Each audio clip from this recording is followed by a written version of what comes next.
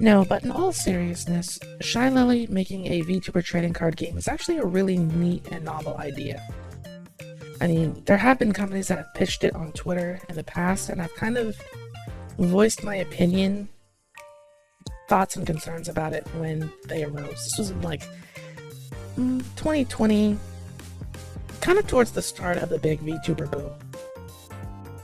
Preferential treatment towards the larger VTubers kind of feels a bit unavoidable, but I feel like everyone who's involved in this would rather their card be the 5-star pull that everyone is hunting for.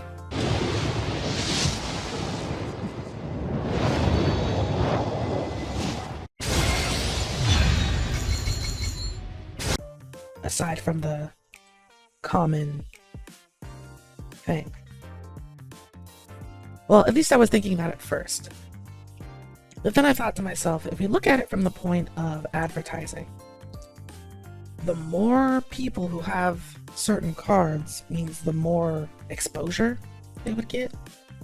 So, if I were a common card and a lot of people had me, there would be more opportunities for them to get curious and be like, well, I have this card, multiple copies of it, let me see who this VTuber is.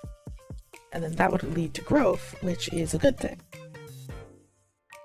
But it's something that I feel like they'd have to really consider and run through all of the pros and cons so that nobody's feelings gets hurt and people don't end up regretting that they got involved in this project. Another big thing is that VTubers are unfortunately prone to stuff like drama and controversy.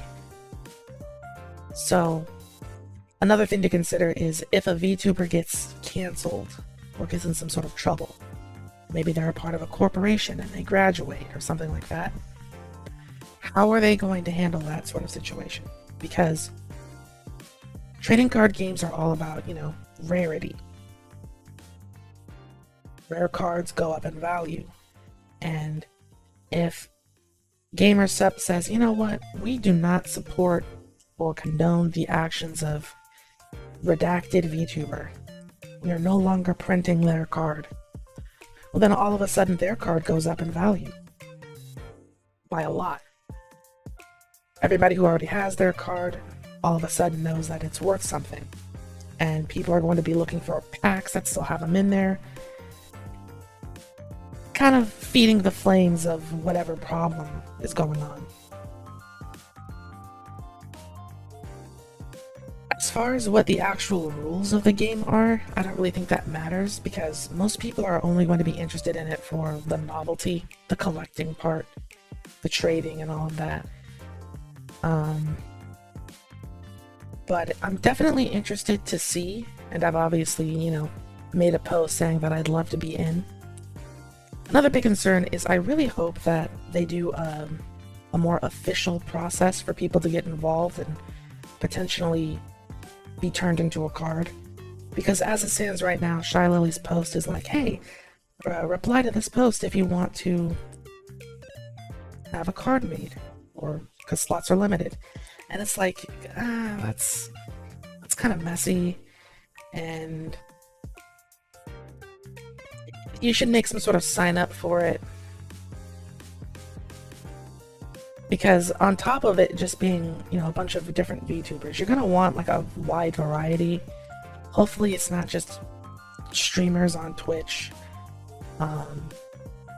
I'd like it to be as inclusive as possible, and ideally I think that that's what she wants as well. But I can't imagine it being very effective to just randomly pull people from a Twitter thread.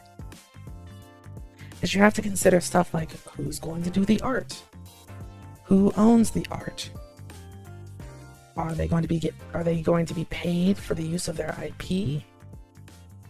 Or are you going to handle people who decide midway through the project that they don't want to be in it anymore? All sorts of complicated stuff. So it's definitely not as simple as, hey, we're making a card game, who wants to join? But she's definitely got her work cut out for her.